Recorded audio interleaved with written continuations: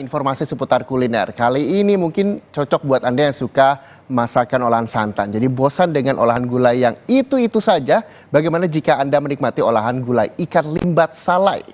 Aroma ikan asap yang disajikan dengan kuah gulai yang gurih dan pedas membuat masakan ini menjadi salah satu hidangan favorit di wilayah Mandailing Natal, Sumatera Utara.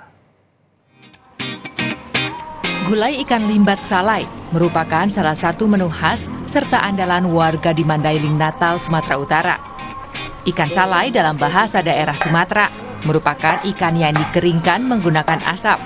Dan teknik pengasapan ini membuat ikan lebih awet dan membuat rasa ikan lebih nikmat.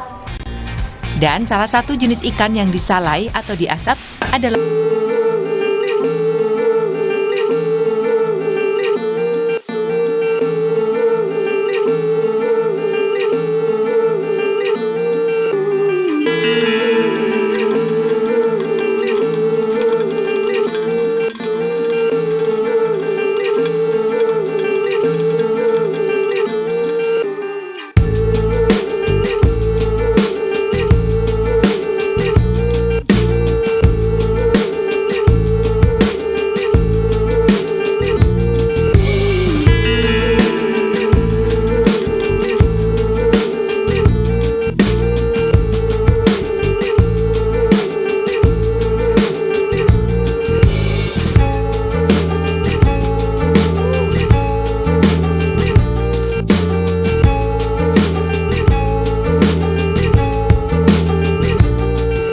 keistimewaan gulai limbat salai ini sih sebenarnya cara masaknya memang sederhana, simple.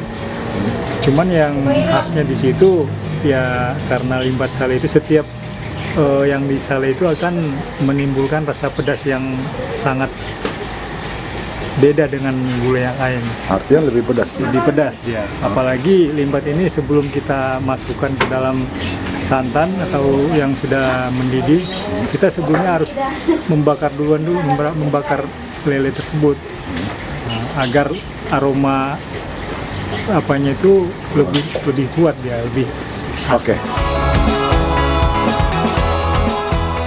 untuk bisa menikmati satu porsi hidangan gulai limbat salai dan sepiring nasi panas, Anda hanya perlu mengeluarkan uang sebesar Rp25.000. Khairul Bazar, Kompas TV, Mandailing Natal, Sumatera Utara.